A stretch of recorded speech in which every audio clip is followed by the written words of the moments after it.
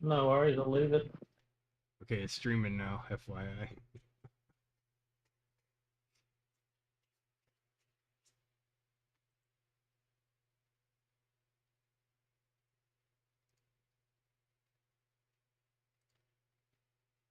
Who else we got here? Oh, SOS is here. What's up, man? You hear us?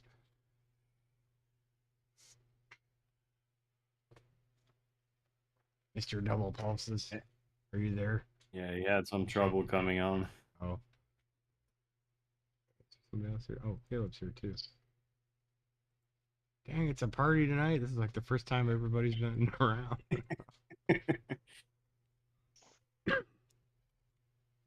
Hello. Hey. Hi, I'm Hey, here. man. I'm eating right now, so I Oh, no wasn't gonna worries. talk. We're all just fucking off here. So we're live streaming too, for the record.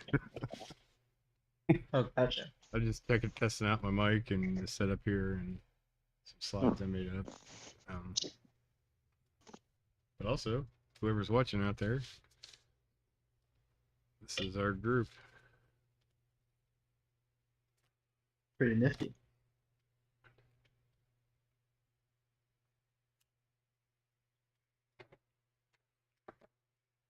All right. Now for a word from our sponsor. Donny Stan Meyer boy. came to me in a dream, and he told me to sell his secrets for $700. So unfortunately, you guys couldn't hear it, but you watched the video. He made all these YouTube videos using AI to like make the mouths move and stuff. He's got a bunch of them on Stan. He just made today or yesterday. I know he'll be watching. Hi Donnie, how you doing?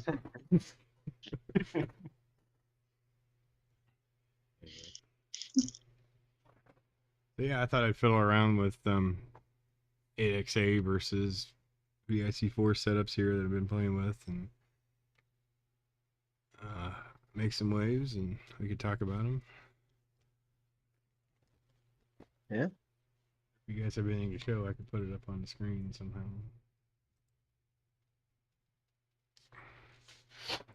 Seen me playing with the quenching disc recently.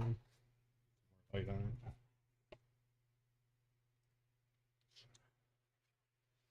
I had to order more parts. We got the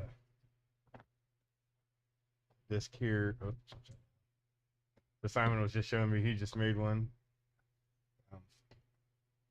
Works pretty good. This one's got 2 holes in it. I got another one that actually has 5 holes in it. I don't know if that one's what it's gonna do, but anyway, for safety. Yeah, that's why I only made 1 hole in mine. Yeah. For starters. That was probably a good move because I could see where 1 hole might be a little bit easier to work with this thing. So I got that big ball valve, arrestor, and then the bubbler and the pressure. So really, that's the extent of it through 2 or 3 fallbacks of safety. But I went ahead and ordered a check valve, or sorry, I have a big check valve. I got this big monster here, which is it's like a 6,000 psi check valve. I don't know. I bought it for my vacuum pump a long time ago. Anyway, it's 3/8, so I ordered some hose barbs. We'll put that on there. Plus, I ordered some little plastic check valves that might, if this doesn't work, I'll use those instead. And I did order a big knob needle valve so that I could put after the ball valve and get a little bit finer control over that. Initially, it took quite a bit of watts to make enough bubbles to get the tube to purge, push the gas through. Then switching over to obviously what we did the 10XA kind of version. I took the Variac and Ridge Rectifier. You see, can't see it, scope's in the way. Anyway, we saw the unipolar pulses on it. Obviously, didn't make as much gas. I only pushed it to about 90 watts, I think, compared to the 250 that was running with the DC power supply.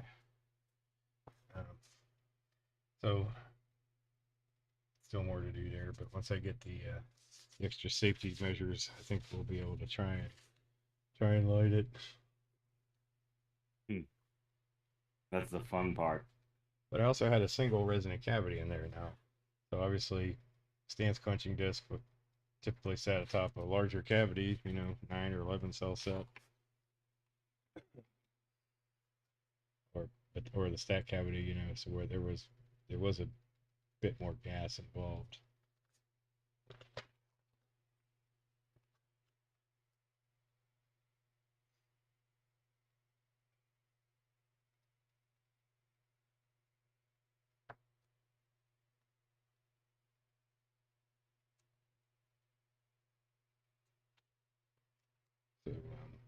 So here we got this is like an 8XA mode, bouncing between, I got a power supply here, 0 to 120 volts, and either driving these little iron core guys. So these are like a 6-to-1, 120 to 12, 0, 12. I think I melded this one, honestly, because it's not acting right anymore. But that was pretty much all I was using for the step up, and it was working surprisingly well, because I guess it's well matched.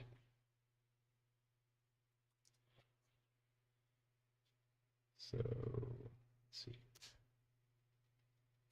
So we're using the external signal generator with the dual Arduino pulse counter, train counter.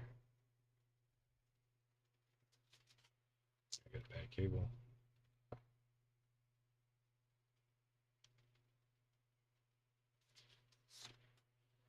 Let's see. So we got both chokes mutually coupled on the same core. See, there's quite a bit of choking going on because of that primary. That's technically 612 millihenries. If I short that primary out, meaning there's no negative choke, you can see all the pulses come completely through much higher.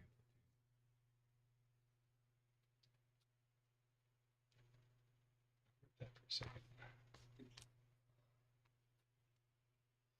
So choking is like a double-edged sword. It's both beneficial, and it can completely kill a signal if the impedance ends up being mismatched.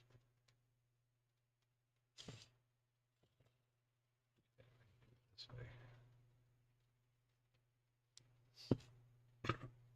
So obviously with no inductance whatsoever, we get full amplitude pulses to the cell. Stop touching it, dummy.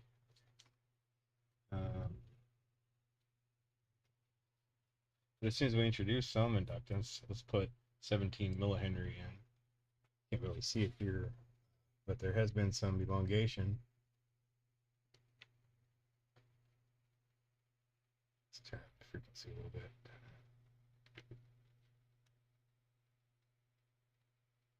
There's some elongation that occurs and a bit of a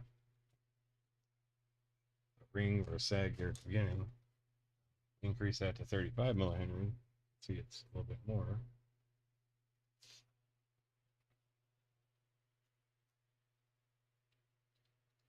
But when we introduce that other choke, a much bigger one, let's say, and mutually coupled, this is in phase. Our amplitude didn't really change much, but out of phase, change either.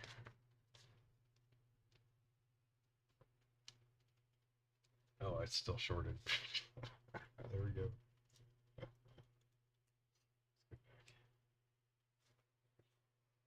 So there'd be a bit of a, I'd say that's in phase. Really only got the spikes coming through, and that happens on the rise and a little bit on the fall there.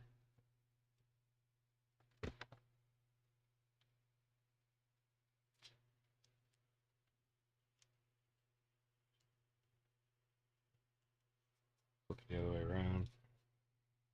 So we got a little bit more of a rise there.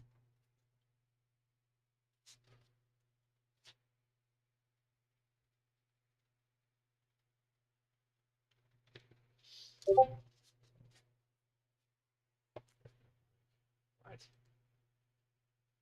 This mic's not working. Oh, we got more people. It's a party now.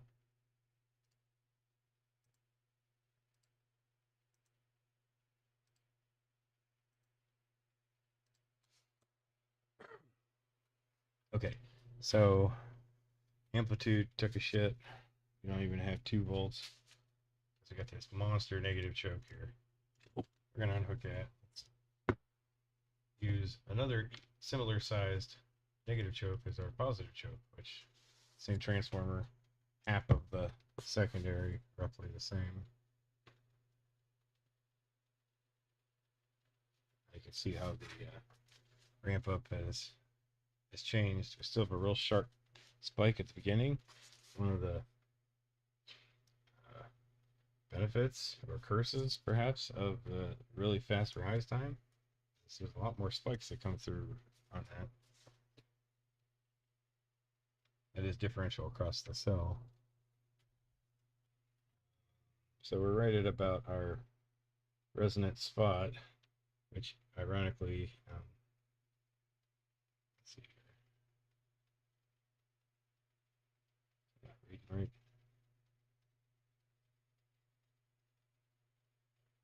About 666 kilohertz. And we can tell that by if I zoom in here, you can see this ripple that's at the end of the pulse train. I can't really see it that well because voltage isn't that high. It'll come out more as we turn up voltage or as we mess with duty cycle. But that's about the only spot that occurs at. If I give it some more volts, you'll see up to about 65 volts. Now you can see that there, and it only occurs right about 6K. So as as we go around, there's another one here about 3.2. What's it say? A little one there. So these are different harmonics, and if you look, this is about 2.1 kilohertz. See, we started to get a little bit of a constructiveness ring there during the off time.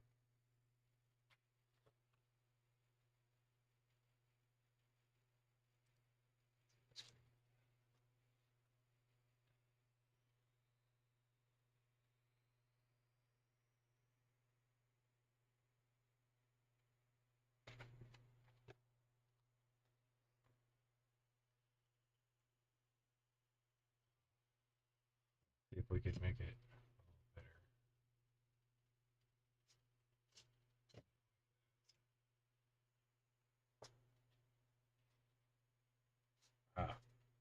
So there, increasing positive choke allowed that ring a bit more amplitude.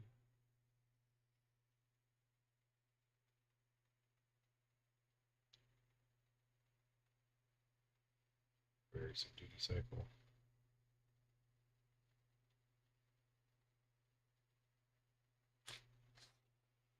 But 132 volt spikes, 64 volts in.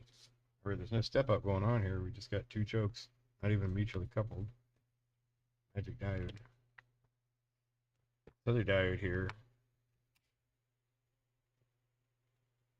Get back up here. This other diode is call it a recycling diode. It manages to work in both the 8XA arrangement and in the VIC4 or isolated secondary arrangement. And by taking the diode and putting the anode of the diode on the anode of the electrode or of the cell, and the cathode then goes to the bottom of the negative choke. So effectively we have a freewheeling diode or a snubber arrangement in parallel with the cell and the negative choke. And you see what's happened now. During off time, we've gained an extra amplitude pulse there because of that diode recycling it. If I take it away, signal returns back to 0. So by putting that there, this is very similar to putting the snubber across the primary. I'll show you in a minute here maybe. Putting it across the primary does pretty much the same thing. Recycles that off-time pulse. When we do that, it helps it be more constructive.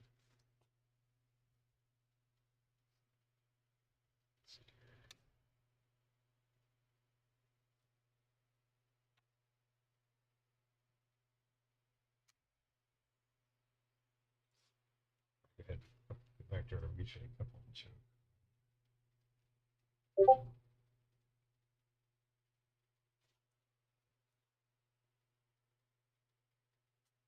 You can see that it has begun to step the voltage.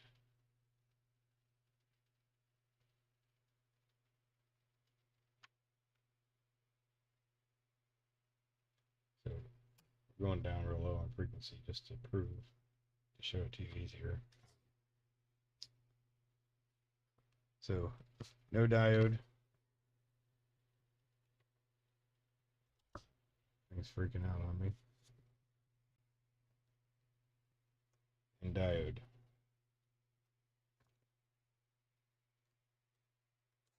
So by putting this recycling diode from anode to effectively on the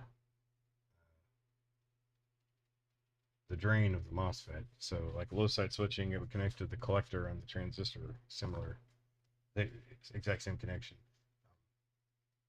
So it's somehow it's catching this reversal and recycling it back in the same direction through the anode.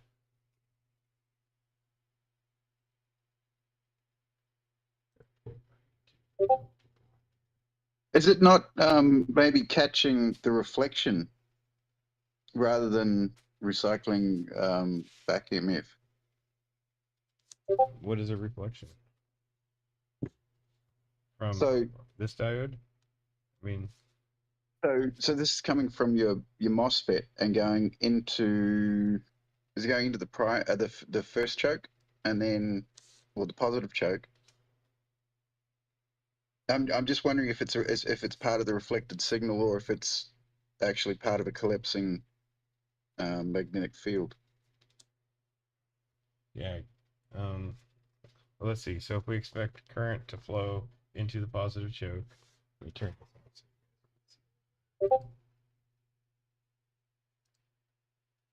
on. So yeah, so here's our positive through a diode. I just have a diode here also, but through the positive side to the cell, and then the diode starts here at the cell, so it's really going across, but it's connected to the ground basically. So it's going from the anode to ground, and that basically puts it in parallel with the cell and the negative choke. So if we were to, obviously just put it with the cell or with negative choke, it doesn't have. What happened? Hold on, I broke it. Great, here we go.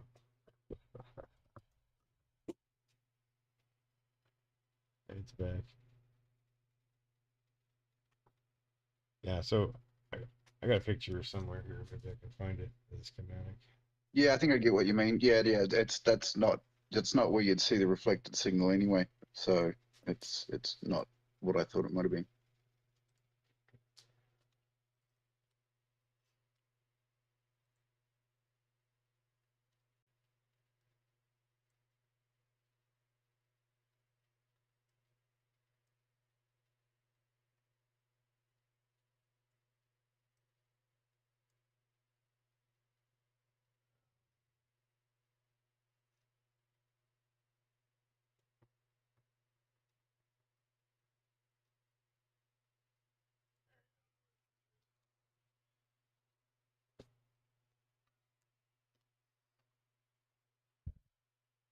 But it's interesting. There's no, the pulse returns to 0 without that. We ain't got. It's freaking out. The high voltage spikes are freaking out the Arduino, and it makes it reset, even though it's like sitting far away from it. Get like this feedback. But you see it drops right back down. The fall is instant, right back down to 0. Or the V base reference.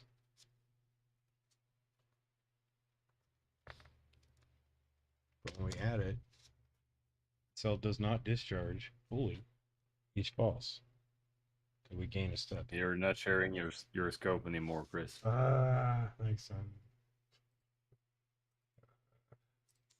There we go. How about that? Let's start over. But based on that, you can see without the diode, the cell discharges immediately as soon as the voltage drops. Why doesn't it behave like a capacitor here?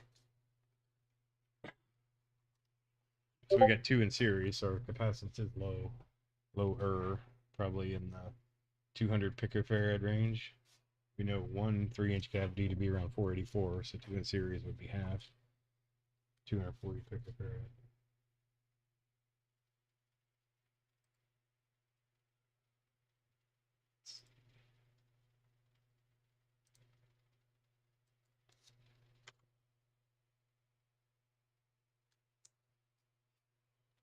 So I don't know. I mean, it's just.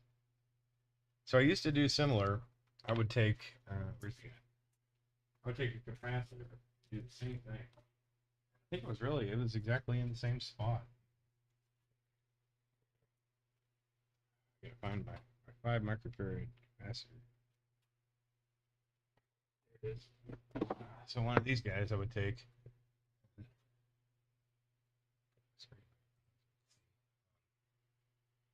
Motor run capacitor. I don't know if you could read it.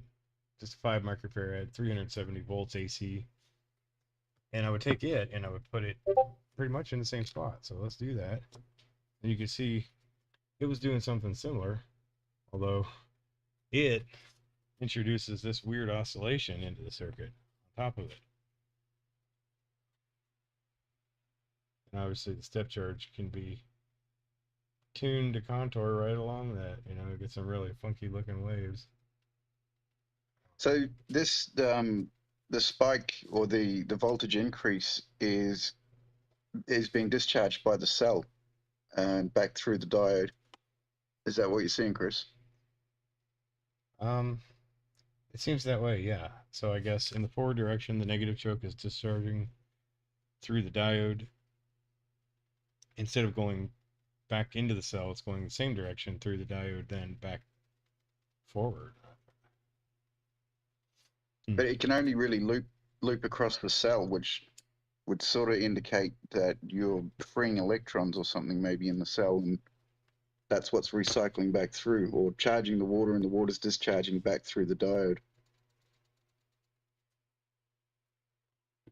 Yeah, I mean, it's got to be that. It's got to be that reactive cycle is being captured somehow, because where else would the amplitude come from? Take that off. This Arduino, I still haven't worked all the bugs out of the setup yet.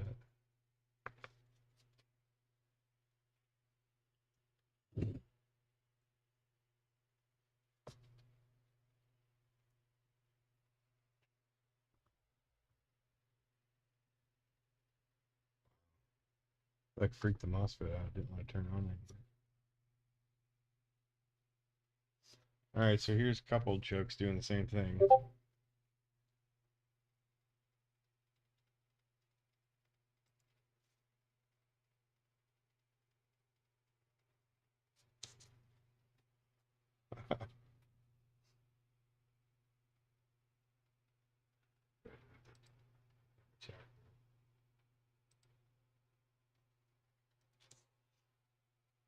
Okay. So this is it with coupled.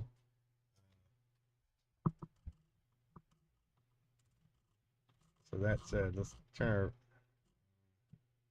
How far can we push this without blowing up? Let's see.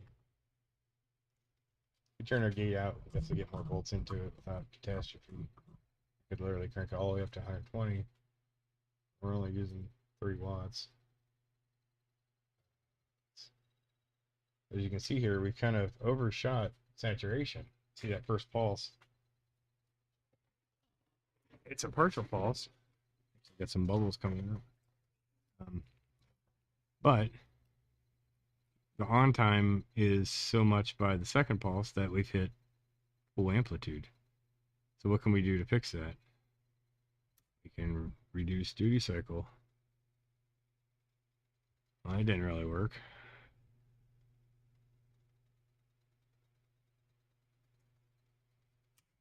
We can increase frequency. Now, with the duty cycle model, increasing frequency reduces both on time and off time equally, indirectly. So there seems to be a point where max amplitude is reached. That can be on the very first pulse if your frequency is slow enough. See that? Very first pulse. But we can fit a bunch of pulses in. We could charge like a capacitor. Or C time constant. Varying duty cycle has the same effect. We put more current per pulse. We hit that max amplitude much sooner.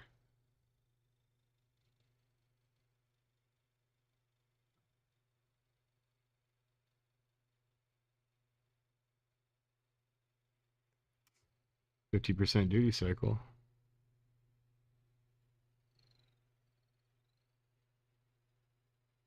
So that's 120 volts. It's using 13 milliamps. Oh, sorry. Didn't realize the camera wasn't on there.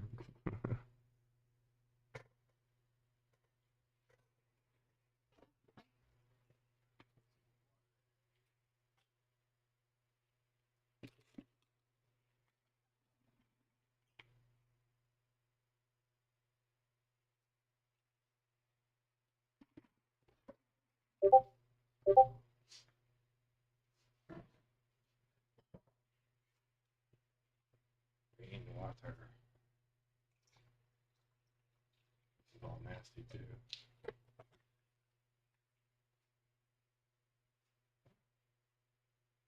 So what's our volts? 78 volts.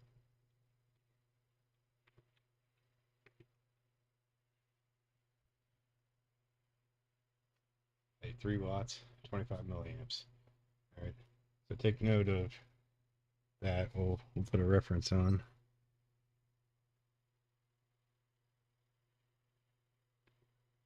Leave that right there. Okay. So now I'll pause it for a minute. Now, these were 2 cells in series, right? Now we're going to flip over to 2 in parallel instead and see what happens.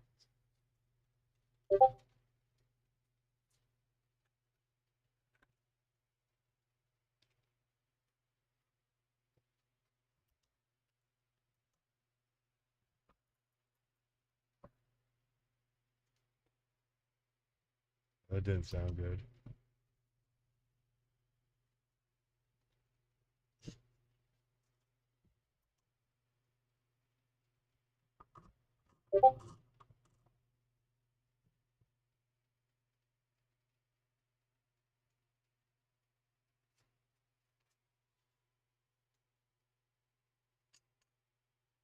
Ah. We blew it up.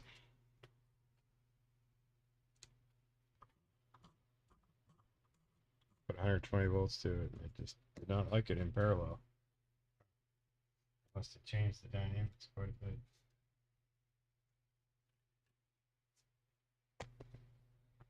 I get to use my Be Right Back screen. Fossil fuel gas, including gasoline or diesel fuel or what have you. Now, if I'm using exhaust gas that's coming out of processes, is this costing me anything? It doesn't cost me anything, is it? Detroit will not spend $1 billion+ to try to come up with a new power system if I can show them, in fact, that I can take a $2.50 recycling tube and hook it up to your conventional car and run your car down the road on hydrogen, and you have absolutely no engine change whatsoever. Because you see, if I coincide or co-equal the burn rate of gasoline and diesel fuel, you don't even change the spark plugs or your injectors of your car or what have you, and the engine runs at the same temperature. Now, believe it or not, nobody developed this technology prior to when the Lord had me to move on developing the water fuel cell technology. Now, as I pointed out a little earlier, supporting a flame well over 5,000 degrees, the wise would get kind of mad to use that high temperature flame to burn holes in their stainless steel pots and pans, right? So I mentioned, I said, developing not only the technology, but to develop the related technology, give me a technological buffer zone, is a way of lowering the temperature of hydrogen gas that didn't cost me anything. Well, when you burn something and the flame is there, it produces non-combustible gases, does it not? That flame is being subjected to ambient air, and as ambient air is being exposed to the flame, the gases coming off the flame is that when you burn hydrogen oxygen, it's water mist, but you're also burning gases from the air. So you're now developing non-combustible gases, and if I have a simple means of capturing the gases and allow it to recycle back in the flame, or recycled back in the generator.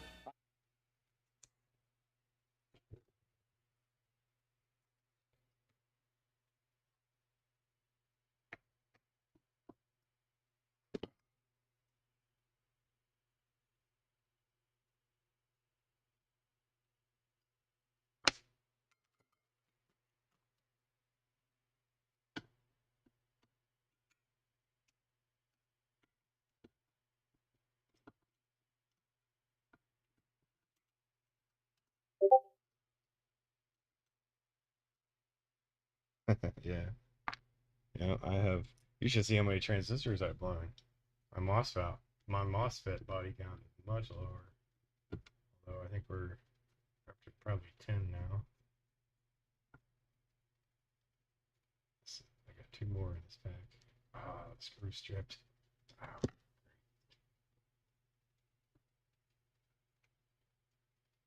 Okay. Drain.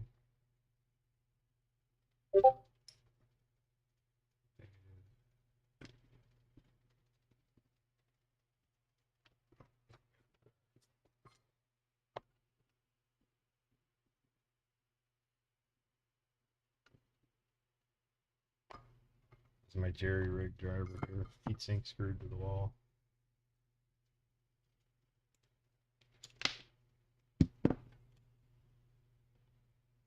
Alright, let's see if it works. Yay, we're back.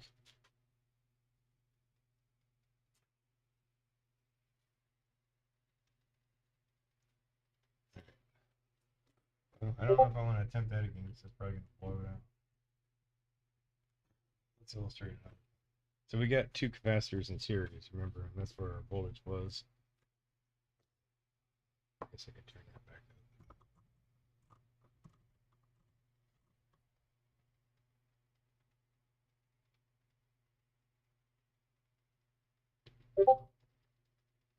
Let's just do it at a lower voltage. Let's take another reference here.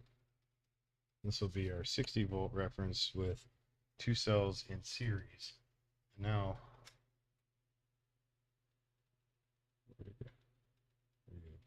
okay. Now I'm just going to remove one clip, basically just allowing the 2 inner tubes to be unconnected. So there's a proximity across the water bath from one cell to the other.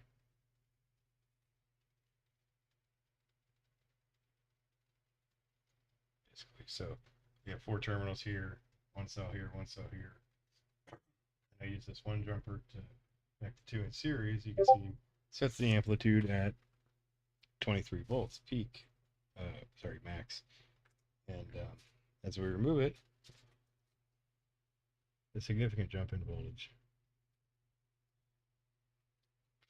30 volts.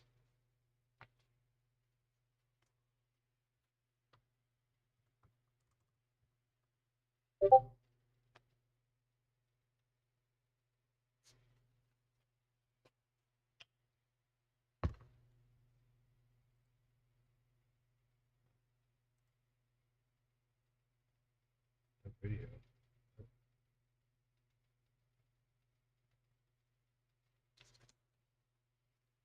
Is that working? Yeah, you got all right. Okay.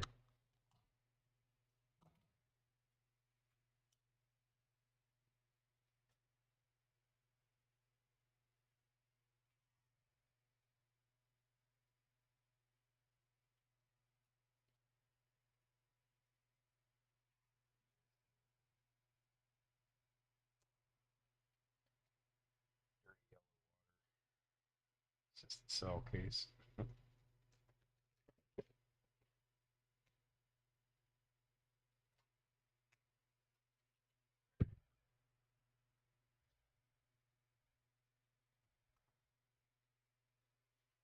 Yeah, so let's take that off. See, it's freaking out again. I have to work on that. The pulse counter is getting confused from the feedback.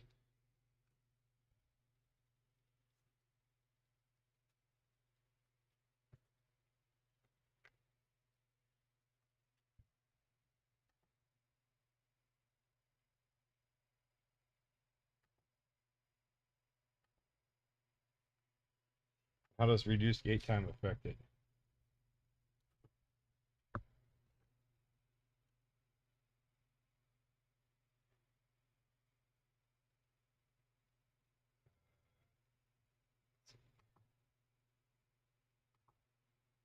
So you can see after a certain number of pulses at this particular gate period,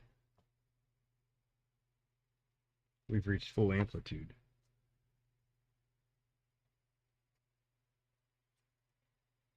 But if we reduce the gate,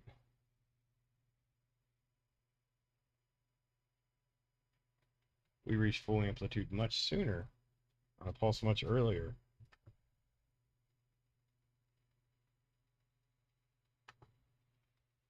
You can see here how the amplitude across the cell is not very high. It's still stepping.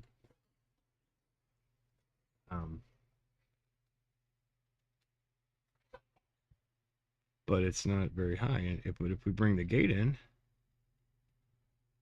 all of a sudden some other property takes over. We get a little more saturation in the core, perhaps. Voltage is able to increase, and so do bubbles.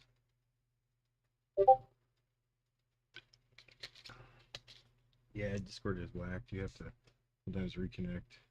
Fix it.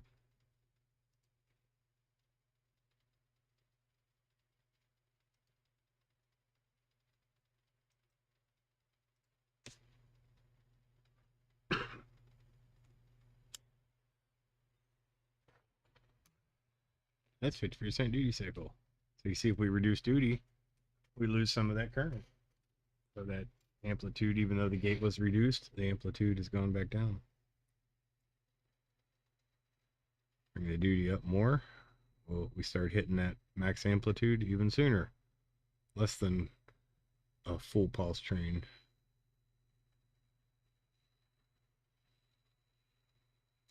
We reduce frequency, same thing happens. That means more on time.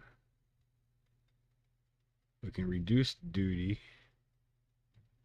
and increase frequency a lot.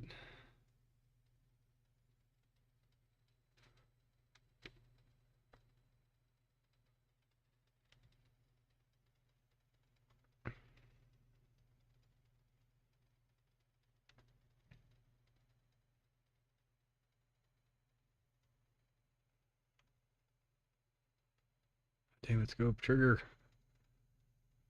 Oh, it's way too high.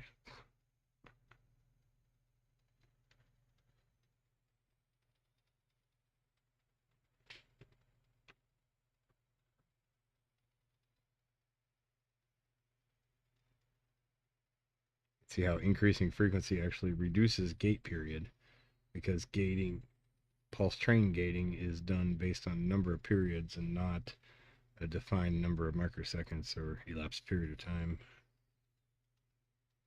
So therefore the gate decreases as frequency increases and vice versa.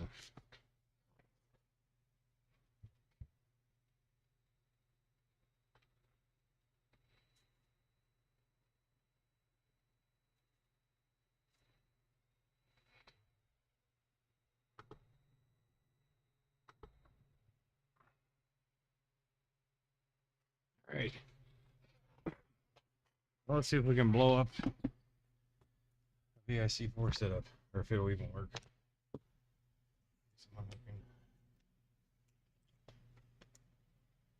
Every time something cool happens, you should tear it all apart, rebuild it, try to make it happen again.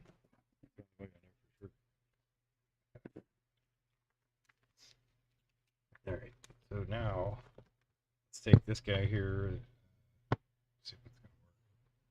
We're gonna go step up mode and use half of it, so about the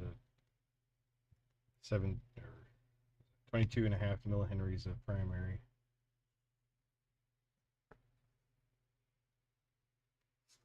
Diode, same deal here, half of a choke, positive. Ground, out of phase to the secondary, and then we have our flyback diode here, which now in this case we will be putting this recycling diode on the isolated side, not or both. We'll do it as a snubber and on the isolated side in the manner you just saw. Let's see what the difference is. First thing we have to do is take the voltage way back down. Pump 120 volts into a primary. Doesn't like it. 6 volts. The resonant condition exists at all voltage amplitudes. Okay, so we have no diode yet. Same kind of condition. Low voltage.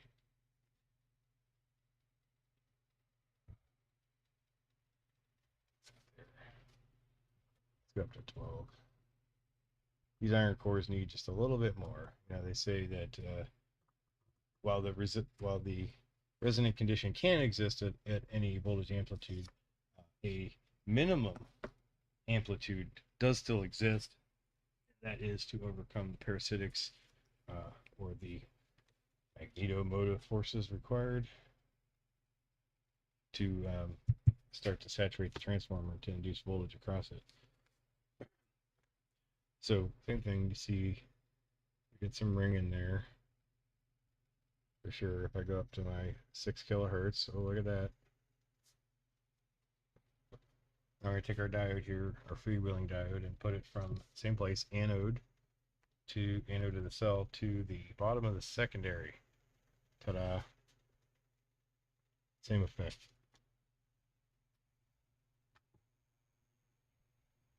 Oops, constant current kicked in.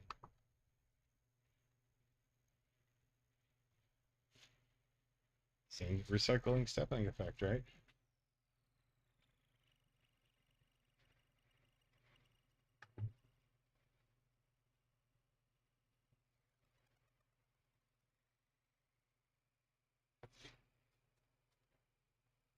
Take it off. There's no step charging. Let's put it over here now on the snubber position. So directly in parallel with the primary. You can see it.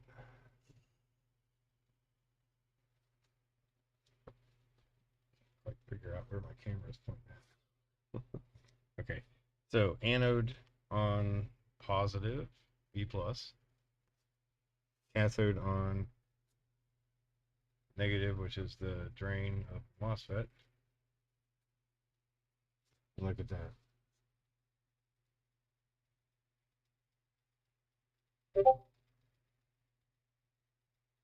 Thanks, Caleb. See you later.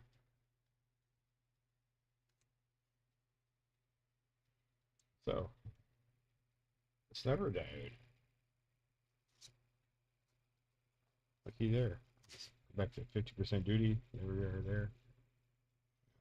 2 kilohertz roughly.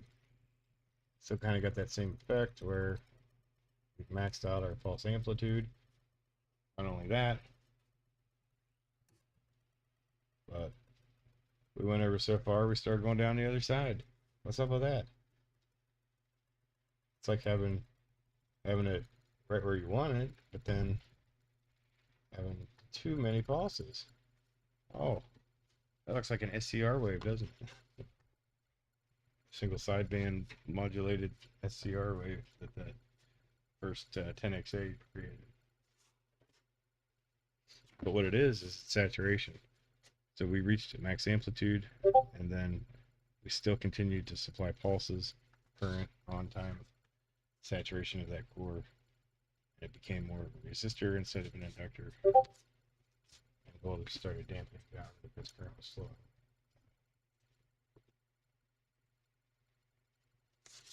Widen the gate. The gate. The gate. Trigger, dang it. Hold on.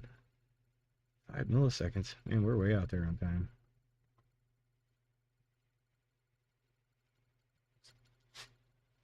Getting a little funky. What's up with that? Let's start over.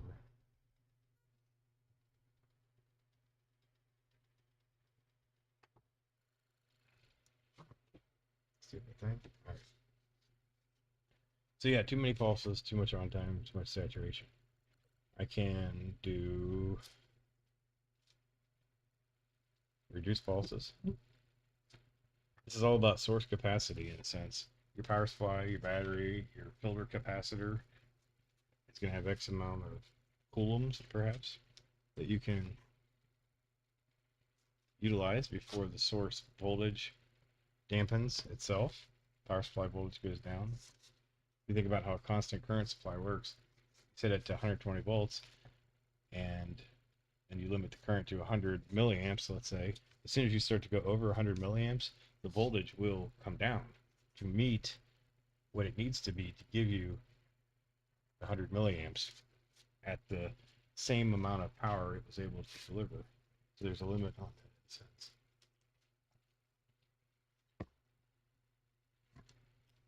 So we can too many pulses. We can now hit that button. We'll take the gate out because we're still reducing pulses per unit of time. It's not a single pulse train that's the problem here. It's the timing between the pulse trains as well, because there's a residual saturation. We think about gated pulse. If we had straight DC, how long would it take for that core to saturate? But if we have a pulse train, obviously it's divided. Let's say it's divided by, what do we got there? 10, 15 pulses.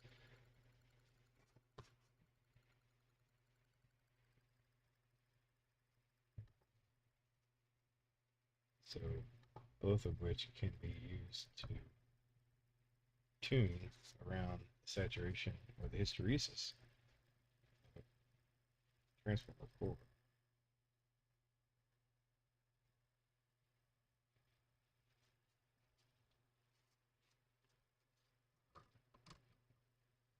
Now, if you supply more power, then you can reduce it.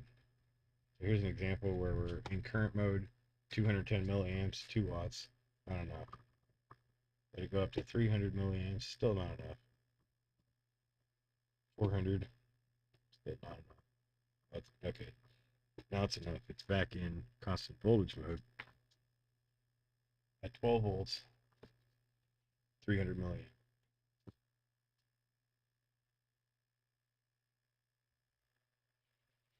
Now by reducing gate, we can see even then there was a limit. Even though the power supply wasn't in constant current mode, there was still a limit, which must be the transformer.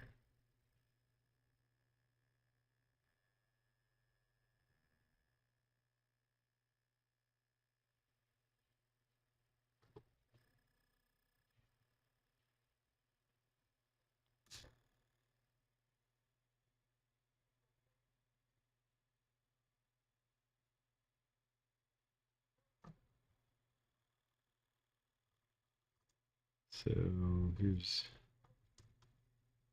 let's see. See if we can find our resonance spot again here. Yep, there it is.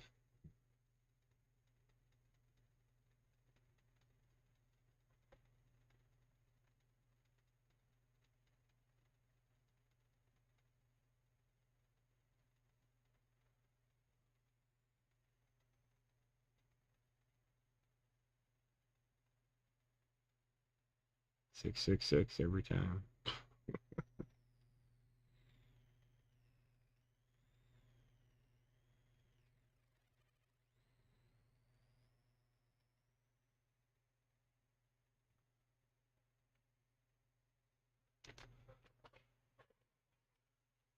So 8 volts peak, you know, we could go down as low as 7 volts. You can still see it. Still seeing it happening. And it's interesting when we look at it at a much lower voltage scale, because there is ringing and things that happen that don't necessarily happen once the voltage has increased and that more current is flowing.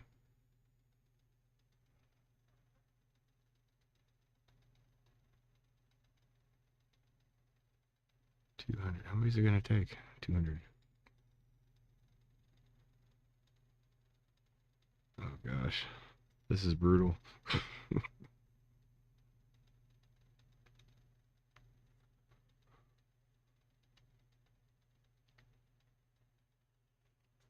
All right, right, enough of that. So let's turn it up.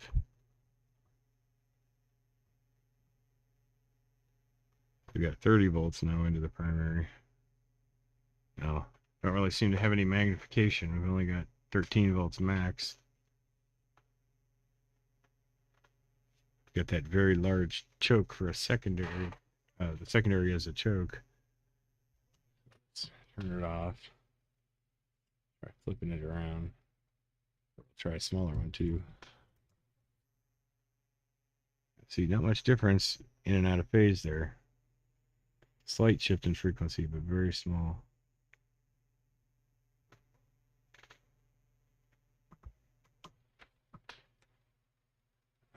Let's make the other one bigger.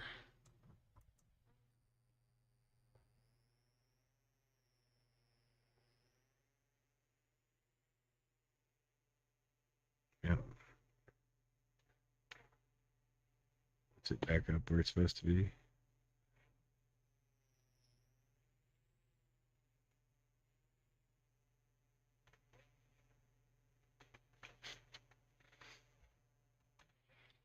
All right, let's go from forward. That was forward mode. Let's switch over to flyback mode now. Remember that was with the snubber. Try fly. Oh, gotta change that one too.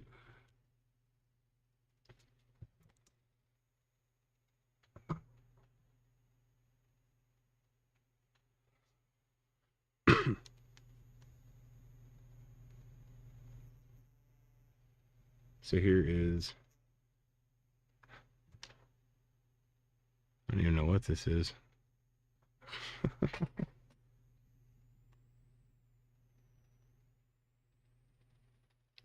So I have the snubber removed at the moment. So you can see there is a bit of ringing that goes on in that primary.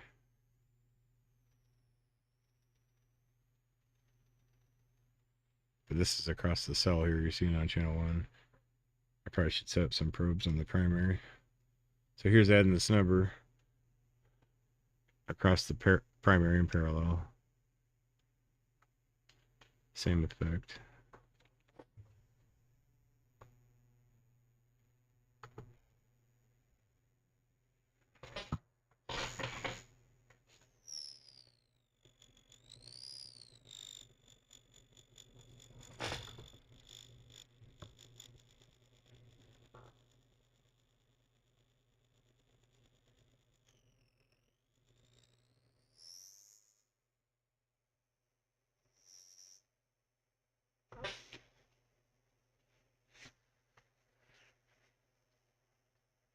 All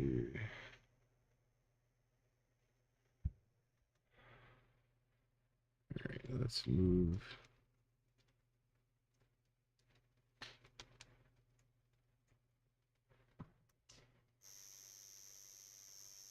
So I just basically flipped the polarity of the primary. Didn't really seem to have any effect on it.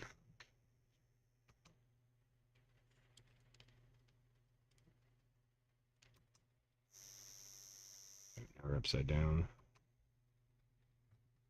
Now I bet if we put that over there, it should be straight. This is how I trial and error. So it's very effective.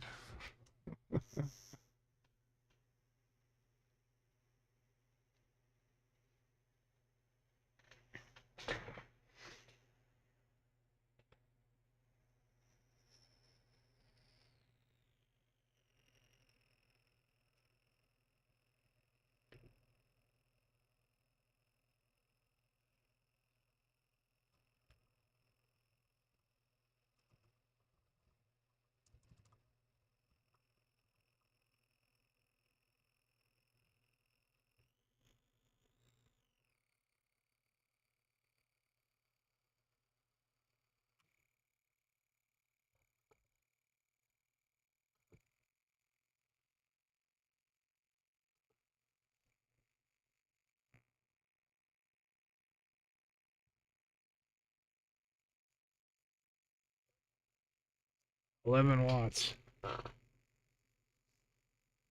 We got nothing at all going on in the water. So something's obviously completely wrong.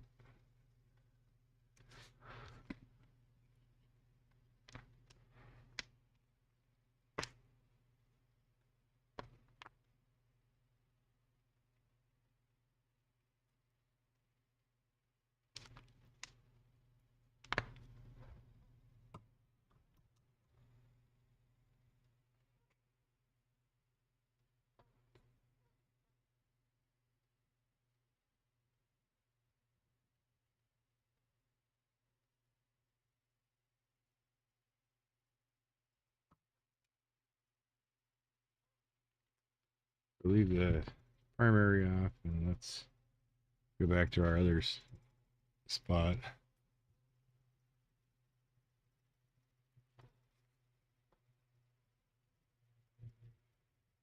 Oh, wow. That's wild. That's what blew up my MOSFET. So check that out. So here it is. Whatever it's doing there. When I add this diode, the frequency's really low. What is it? 650 hertz. When I add this diode, it starts ringing across the cell. Really wide peaks you seen there. And then I hear something arcing over here by the MOSFET. I hear a snapping sound over there at the MOSFET. Watch what it did when we turn this way down. That's what it does when I hook this diode up. So it just starts growing in both directions. Kind of an AC effect, obviously.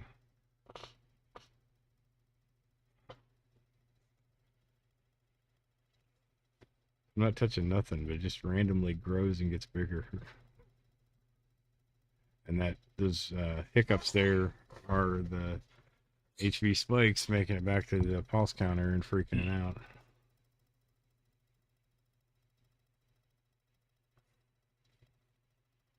So, good and bad. Quite a bit of volts coming out of that secondary. Okay. Let's do that. Yeah, that really freaks it out.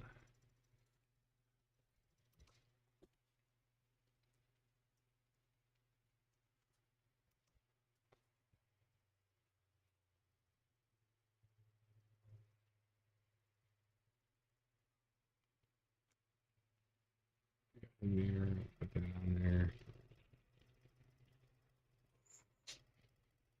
Now we've got our freewheeling diode back on in that spot. We got lots of volts.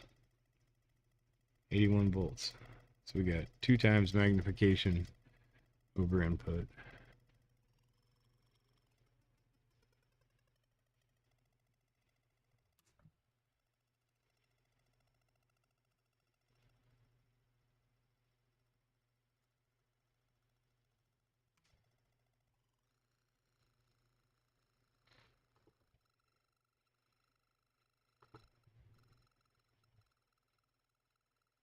About 10 watts. Doesn't seem to be anything happening at the cell either. Very strange.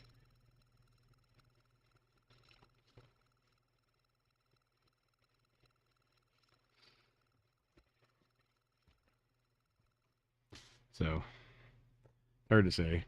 These aren't the most ideal transformers, but they work surprisingly well. Just the fact that they were pre-matched in a sense, the step-up configuration, it works pretty well for that. You get a lot of voltage out of that.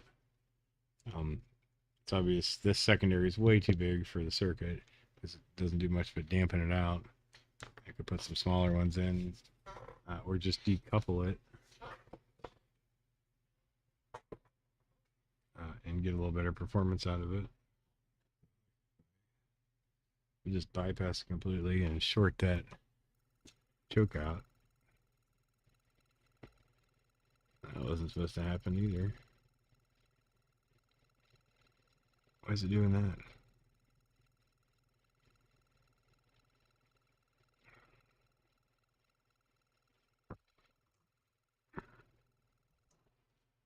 see if we can figure that out. Did we blow the diode? We blew the diode. That would be why that was happening.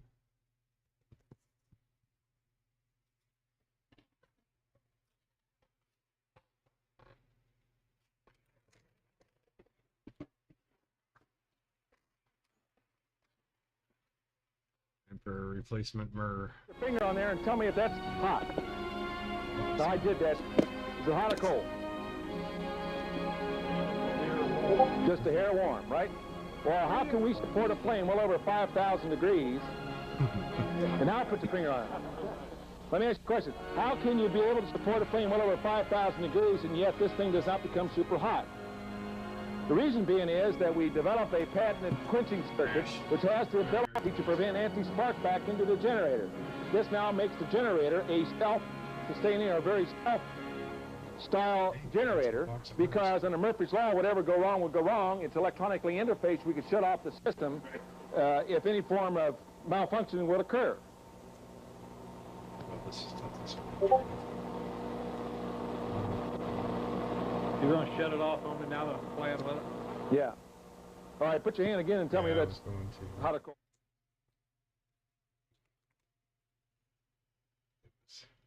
Giving me mixed results there, but it's because that diode was blowed. Let's see what happens now. That looks better, doesn't it? Yes, that's better. And look, bubbles! No wonder there was no bubbles before. Huh.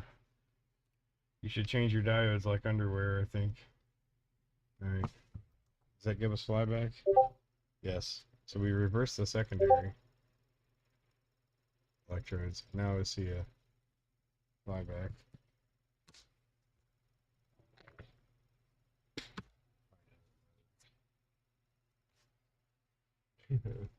Nemo. Mongolian. I was playing Civ 6 earlier. I was being the Mongols.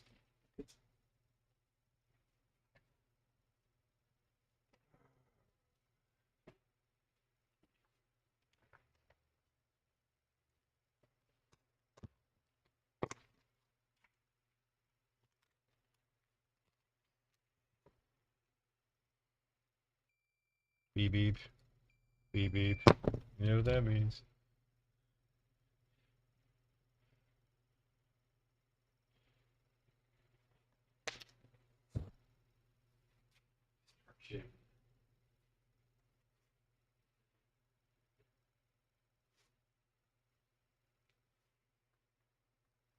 Alright. We have to find the diode.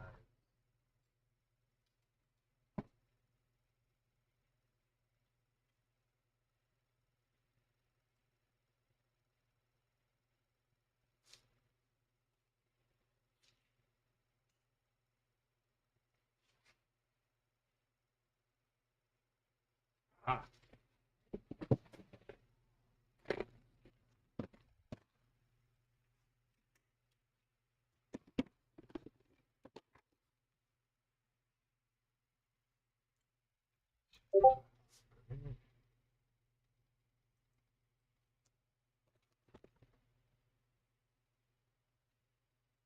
Camera got bumped. Why didn't you tell me?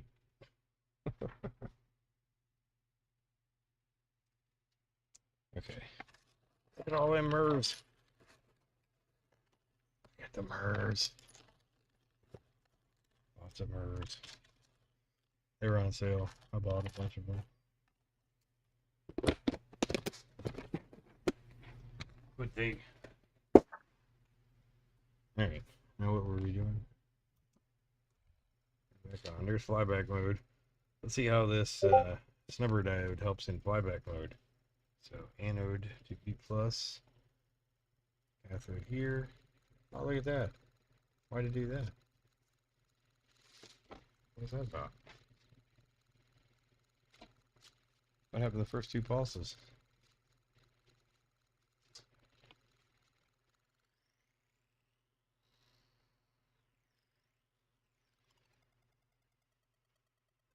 Still ain't coming through.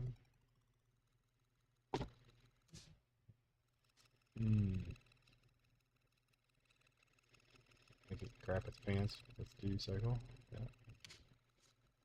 Selectivity is key.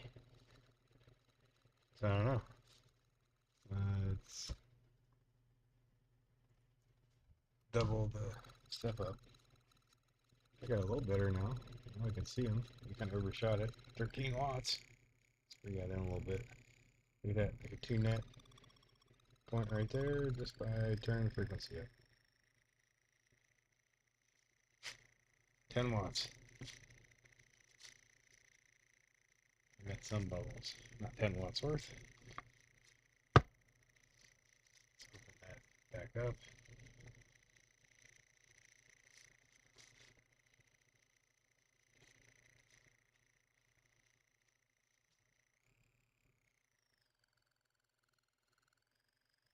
Get that funky hoop there at the end.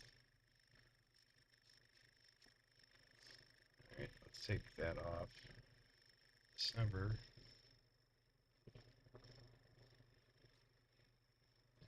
Those big spikes that came up the top of it.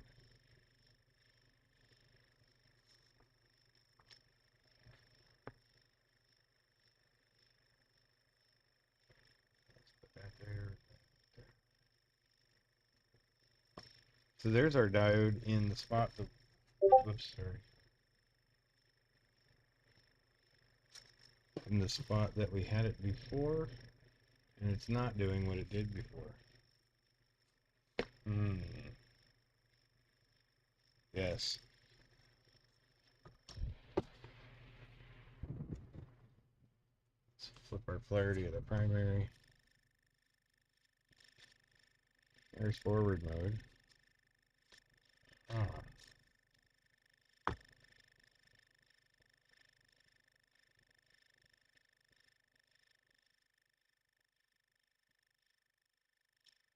That's very strange. It's probably the diode backwards here because I flipped the secondary. Let's see if that changes. Back. No effect from the diode.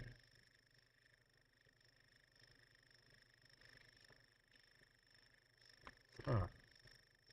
Why'd that change? Get a dampening effect. Yeah, makes sense there. While we're on the subject.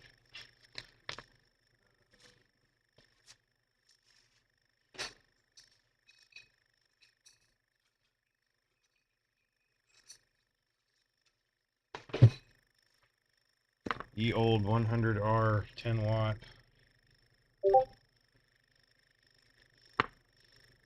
Let's see what it does to the primary. Oh, what happened? Where'd all them spikes go? Still got the amplitude boost, but we lost the spikes. He trimmed them off. They were on sale. Yeah, it was like, I don't remember, 35 cents a piece or something. I bought like everything they had left, 186 of them.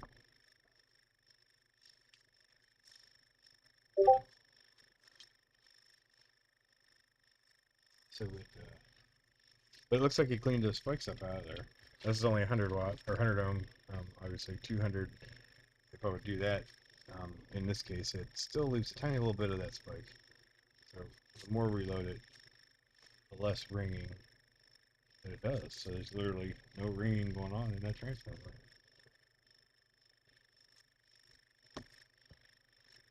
Same as the snubber.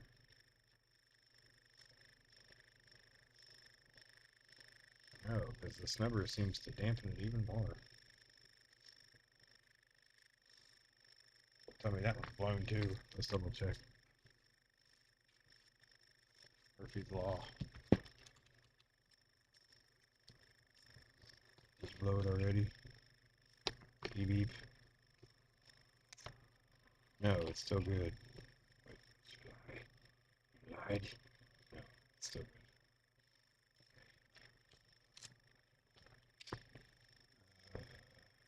So yeah, what's up with that? Take voltage down a little bit so we're not blowing stuff up.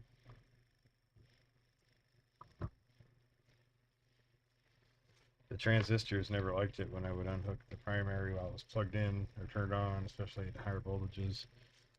So MOSFETs are even more picky about that. Yeah, look at that. It just dampens it right out.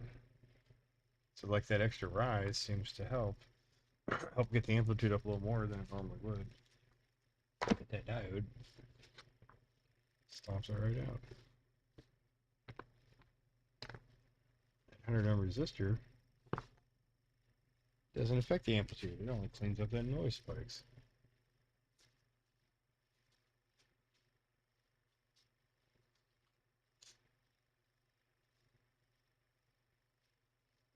How about that?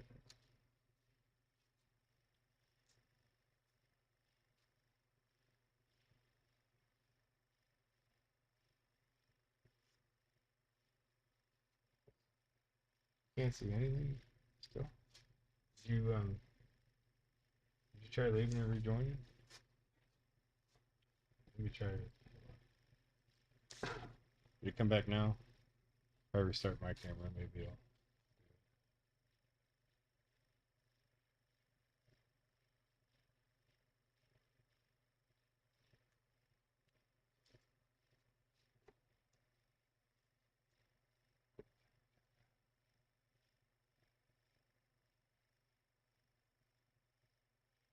Nobody's watching this.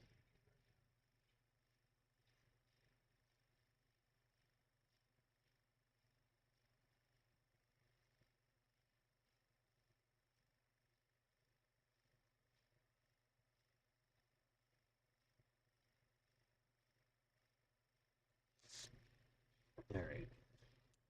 So what do you think?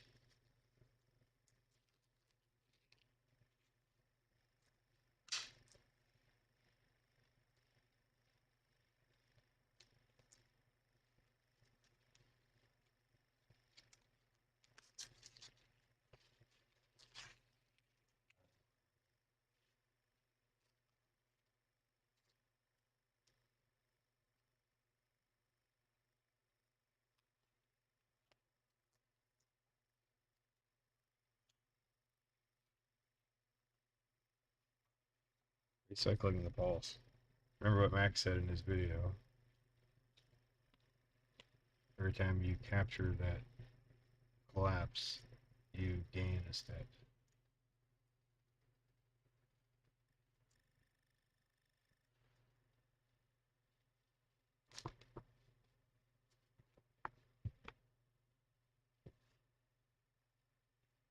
Forward mode with the resistor.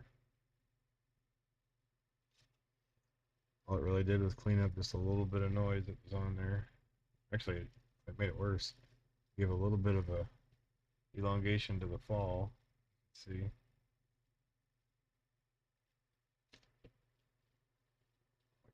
Please trigger. Just trigger. That's all I'm asking. Two. Oops, I turn it down.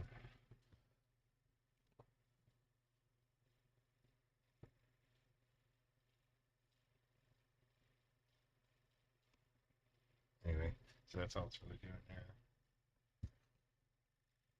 Secondary, what loads the secondary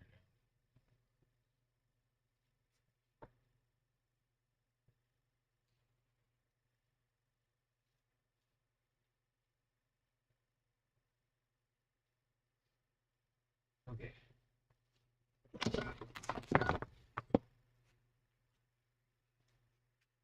Threw the phone on the floor. You saw it happen.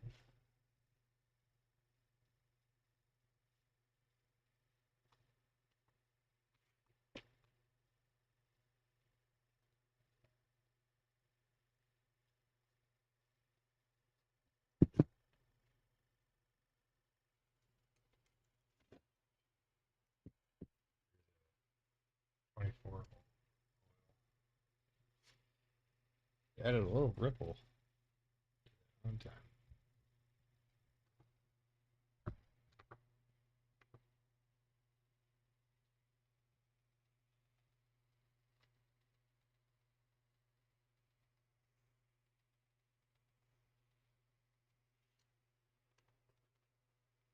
Start diode back in there.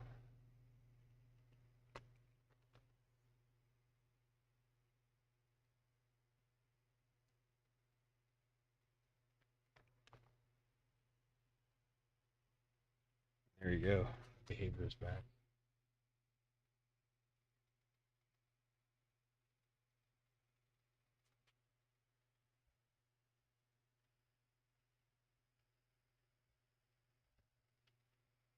So now we can tune, and you can see that that ripple almost acts like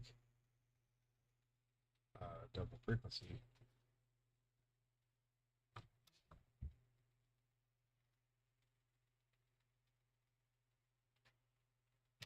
It does have to be constructive.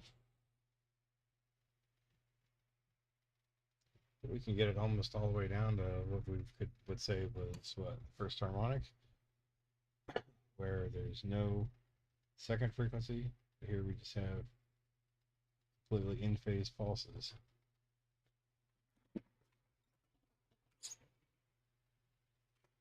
Reducing frequency. And it's interesting what you see happening here is that there is consecutive elongation occurring to the output pulse, not necessarily the input pulse, because you can see it's a second ring starts to occur, and with each consecutive pulse, it becomes larger. And we presume the signal generator is keeping precision time, not that each pulse is slightly longer or forward in time than the next. Maybe T2 is a little bit longer each time. Perhaps in the secondary side of our circuit, that is true. And because of that, with each pulse, we get this exponential increase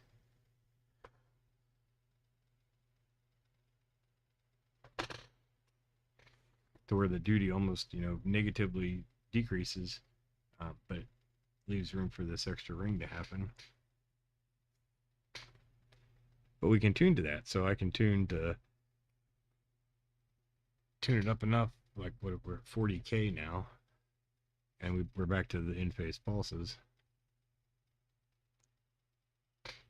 But if I was to go way down, to the point where I have my first one doing that,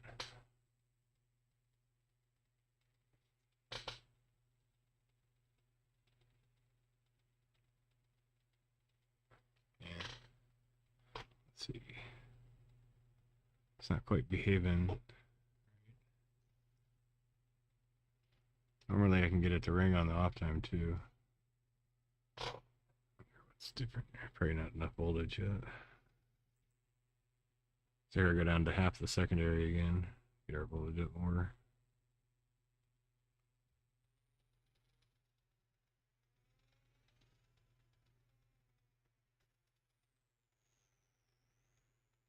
Right there's that 66K spot where the starts ringing, and we trace that down. That ring here is, oh god, can you see if I can accomplish this? Freeze cursors.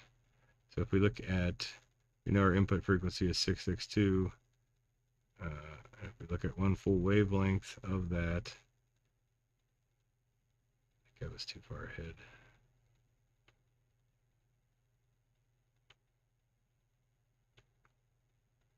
It's pretty close to the same exact frequency, if I can measure that right.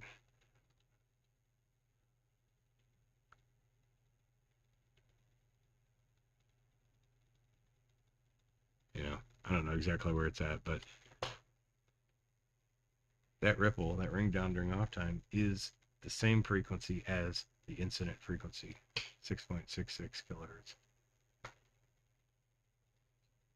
I always end up on that same frequency, no matter what I'm playing around with. So it makes me start to wonder.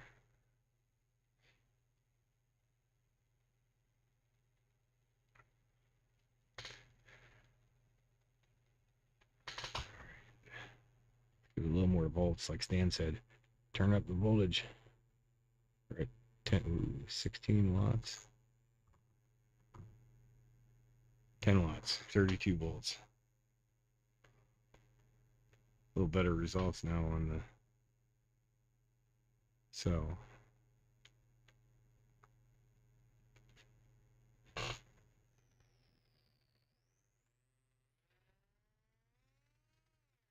where's resonance? Any idea? what should a resonant step charge look like? No. Eternal question.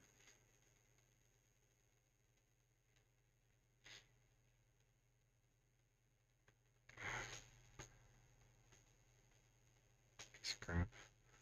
Piece of crap. Can you guys hear the buzzing coming through? No. Oh, that's good. The noise filtering is working. You're spared.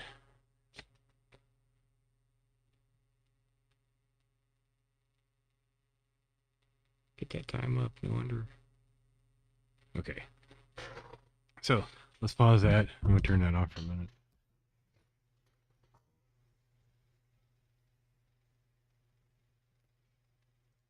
Alright, well, let me wrap the stream up. There you have it. Thanks for watching. Join our Discord if you want to learn how to build.